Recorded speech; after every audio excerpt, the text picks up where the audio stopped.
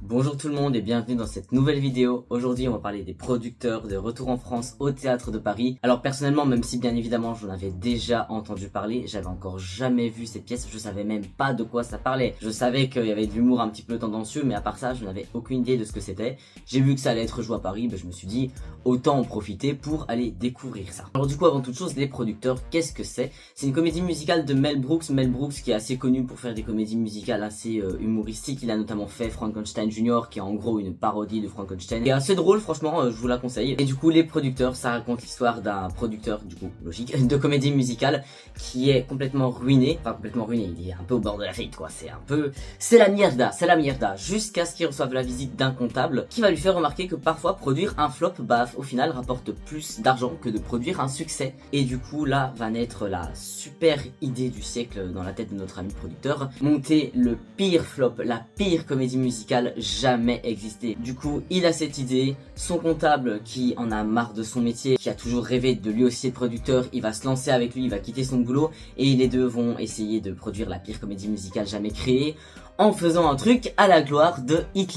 Voilà, tout simplement. Sauf que bien évidemment, il y aura certains rebondissements parce que tout va pas forcément se passer comme prévu. Sinon, c'est pas drôle. Alors personnellement, le plus gros truc qui m'a marqué, c'est toute la mise en scène du spectacle qui est vraiment impressionnante. Déjà, pour ce qui est scénographie, on a divers endroits, que ce soit l'appartement du producteur, son théâtre, d'autres endroits dans la ville parce qu'ils vont un peu se balader pour essayer de recruter des gens. Voilà, on aura l'intérieur d'autres maisons, on aura des extérieurs, on aura les bureaux du comptable à un moment. Enfin voilà, et tout ça, on a vraiment des décors physiques, pas que de la projection, merci. Et on a vraiment des énormes décors qui montent et descendent du plafond. Enfin voilà, il y a tout qui s'enchaîne vraiment très fluidement. C'est vraiment impressionnant. On est vraiment sur une comédie musicale avec des vrais grands décors qui changent à chaque scène. C'est assez ouf, franchement, ça fait plaisir de voir ça. Par exemple, à un moment, l'intérieur de la maison du personnage principal est totalement repeint en blanc, et du coup on a ce même intérieur mais tout blanc. C'est assez impressionnant de voir cet immense décor mais qui du coup n'est pas le même. Ils n'ont pas réellement peint le décor, bien évidemment. Tout à coup tout blanc, enfin voilà, et on a plein de trucs comme ça, enfin les changements de décor, c'est vraiment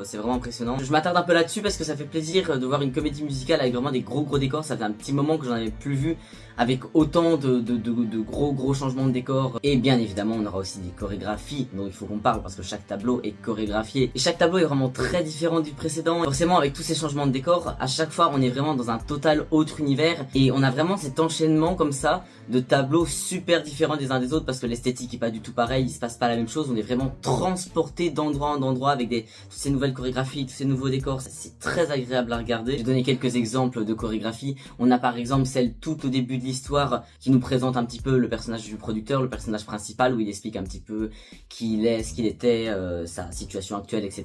Et on aura du coup tout l'ensemble qui seront les badauds, les gens de la ville, les gens qu'il connaissent, qui vont danser autour de lui. Un truc qui m'a marqué avec cette chorégraphie, outre le fait que bien évidemment c'était très beau, tout le monde dansait bien, tout le monde dansait ensemble, nanani nanana, c'est qu'à un moment il y a un aveugle dans la chorégraphie. Enfin il y a un personnage qui est aveugle, qui est là avec sa canne, et du coup il fait pas les gestes en même temps que les autres. À un moment t'as tout le monde qui pointe à un endroit et lui du coup il pointe ailleurs. C'est dans ces petits trucs là qu'on reconnaît bien l'humour de Mel Brooks. Une des autres chorégraphies qui m'a beaucoup marqué, c'est la chorégraphie dans le bureau du comptable après sa visite chez le personnage principal. Est-ce que vous avez remarqué que j'ai oublié le nom du personnage principal parce que j'arrête pas de dire le personnage principal? Il n'y a pas écrit son nom dessus, c'était un truc genre Bialystok. Bialystok, c'est ça, je sais plus son prénom mais c'est Bialystok. Du coup, quand le comptable, Léo Bloom, je crois que c'est ça son nom, je crois que c'est Léo, on va dire que c'est Léo, et si c'est pas Léo, tant pis. Léo, quand il retourne dans ses bureaux après avoir fait sa visite chez Bialystok et qui lui a parlé de son idée, machin, il fait toute une chanson sur le fait qu'en fait il a toujours rêvé d'être producteur, et on voit bien le contraste entre l'ambiance très exubérante de chez Bialystok qui vend un peu du rêve, et puis son bureau qui est déprimant. Et du coup il nous raconte en chanson son rêve de quitter son boulot, etc. Et on a toute cette chorégraphie avec les bureaux qui se mettent à bouger et qui petit à petit s'écartent pour laisser place à un total autre environnement qui est vraiment le rêve de Léo. D'un coup il y a tout un ensemble qui arrive, qui lui font une aide d'honneur, et c'est vraiment la star du show pour que petit à petit, retour à la réalité, la chorégraphie des bureaux se remette en place, et petit à petit, bouf, il est de nouveau retransporté dans son bureau. Je crois que c'est un de mes tableaux préférés, si pas mon tableau préféré, franchement. La chorégraphie des bureaux qui bougent en elle-même, c'est super chouette. Et puis ces transitions entre la réalité et le rêve de Bloom, où d'un coup il y a tout cet ensemble qui arrive, on est dans une ambiance très comédie musicale, et petit à petit le retour à la réalité, il y a tout qui s'enchaîne super bien. Le rendu on met vraiment plein la vue. Ou alors, pour donner un dernier exemple de chorégraphie qui m'a marqué, qui est je crois un de mes rendus préférés, Et c'est un peu, comment dire ça, un peu limite de dire ça, vous allez comprendre pourquoi. C'est une chorégraphie qui se passe dans le spectacle, C'est-à-dire, c'est une chorégraphie qui se passe dans le spectacle qui monte, le truc à la gloire à Hitler qui s'appelle Les Fleurs pour Hitler. Du coup, c'est hilarant, j'arrive pas à croire que je vais dire ça, mais c'était incroyablement stylé. À un moment, t'as un gars qui est sur une espèce d'estrade, autour duquel il y a 4 escaliers de chaque côté qui forment une espèce de croix. Et au bout de chaque escalier, il y a une rangée de personnes perpendiculaires à la fin de l'escalier. Et au-dessus du mec, il y a une caméra. Et ce qui est diffusé à la caméra, on le voit derrière sur l'écran. Et d'un coup, alors que ça montrait la tête du mec, la caméra s'élargit et on voit, parce qu'il y a tout l'ensemble qui tournait et tout le bazar. Bah, vous l'avez dans le mille, hein, ces escaliers avec les personnes qui sont là en perpendiculaire, un peu comme s'ils étaient les branches au bout des escaliers. Bah, au plus on dézoome, au plus on voit cette immense croix qui n'est pas une svastika qui tourne.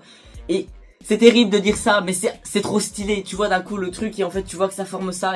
C'est horrible, mais vu que c'est un spectacle à la gloire de Tonton H, je vais tellement me faire cancel pour avoir dit ça. Terrible, hein, parce que du coup leur coup est très réussi, parce que au final ce spectacle qui était fait pour être le pire flop, le pire scandale du monde, bah il va être très réussi et tout le monde va adorer, et à juste titre, parce que le moment les plus impressionnants de la pièce presque, bah c'est quand ils jouent ce fameux spectacle, notamment avec les costumes, parce que j'ai pas trop parlé des costumes de la pièce, parce que personnellement je trouve pas qu'ils sont spécialement, et enfin j'ai rien à dire dessus quoi, ils sont en costume et en vêtements de tous les jours, bah, pour l'époque, mais voilà, rien de fou, sauf pendant leur fameux spectacle. Alors là, c'est paillettes, froufrou, plumes, machin, là, c'est la totale. Et les costumes sont vraiment ultra beaux, genre vraiment. Les tableaux de leurs pièces sont ultra beaux, que ce soit niveau chorégraphie, niveau costume. Les passages les plus stylés des producteurs, c'est quand ils font leurs pièces. Au final, bah, c'est logique avec le scénario. Et puis aussi, je tiens quand même à préciser, Mel Brooks qui a écrit la pièce, il était juif, hein, donc voilà. C'est en cohérence avec le côté à la fois satirique et à la fois assez humoristique du truc. Encore une fois, c'est là-dedans qu'on retrouve bien l'humour de Mel Brooks, même quand il n'y a pas de blague à proprement parler, comme l'aveugle qui pointe pas dans la bonne direction. On comprend par cette mise en scène volontairement incroyablement stylée pour ce passage-là, que c'est fait exprès quoi. Ah bon, je salue là le travail de Mel Brooks, mais faut saluer le travail de la production française, qui m'en a vraiment mis plein la vue à ce niveau-là. En revanche, il y a quand même un truc qui, sur le coup, m'a fort dérangé, et puis j'ai pris du recul. On a plusieurs personnages qui m'ont un peu fait grincer des dents. Pas à cause de l'interprétation qui était admirablement bien faite, mais plutôt à cause de la direction artistique des personnages, de ce que les personnages sont censés représenter. Nos deux amis, Bialystok et Bloom, vont recruter pas mal de gens et s'associer avec des personnes pour monter cette fameuse comédie musicale, et c'est dans ces personnages là qu'il y en a qui m'ont un petit peu dérangé sur le coup. Les deux exemples les plus marquants, c'est qu'il y a un couple d'homosexuels, on arrive chez eux, leur maison est totalement bizarre, la déco n'a aucun sens, ils arrivent, c'est vraiment des folles, on a une chanson un peu exubérante, mais dans le sens, j'ai l'impression qu'il y a un peu un message dans cette chanson de oula on est gay et du coup on a envie de baiser tout le monde, et on les voit débarquer dans des tenues complètement exubérantes, puis il y a d'autres gens qui arrivent, on aurait dit les Village People, et ils commencent à faire des trucs un peu sexy, un peu bizarres, ça fait un peu gros cliché du gay qui a envie de baiser tous les mecs quoi, et que parce qu'ils sont gays ils sont forcément ultra exubérants, ultra too much, ultra on ken, on fait des partous machin. Et dans la même trempe, on a notamment une actrice qu'ils vont rencontrer qui vient de, je sais plus, un pays de l'Est. Et elle, bah typiquement, elle sert à quoi dans la pièce? Elle sert à être sexy. Voilà, elle est bonne, elle est blonde, elle est un peu conne, on va se la faire, c'est la meuf sexy de la pièce et elle sert globalement qu'à être sexy et un peu concon. Voilà. Et bien sûr, ces personnages-là sont là aussi pour la blague, mais typiquement, la femme et les gays, j'avais plus l'impression qu'on riait d'eux que on riait avec eux, et sur le coup ça m'a un petit peu dérangé. Puis en fait après j'ai pris du recul et je me suis dit mais finalement la pièce fait ça avec tous les personnages. Sérieusement en fait quand on y pense, chaque personnage de la pièce est vraiment une caricature de lui-même. La pièce se fout de la gueule de tout le monde. La pièce ne tire pas que sur les gays et sur les femmes, elle tire aussi sur les producteurs qui sont tous des gens véreux qui pensent qu'à l'argent, sur les Allemands qui sont forcément tous des néo-nazis, et c'est comme ça globalement avec tous les personnages principaux. En fait chaque personnage est un peu une caricature de lui-même, donc bah finalement c'est le concept de la pièce, elle se moque de la gueule de